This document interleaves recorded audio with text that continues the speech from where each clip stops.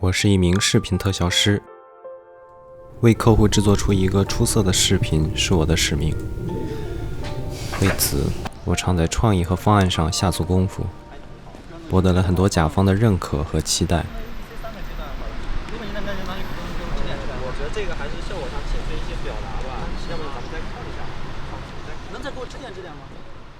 但也不是永远一帆风顺的。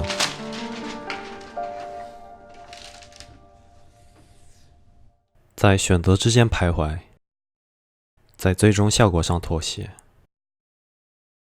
我曾常想，为什么不试着解放自己？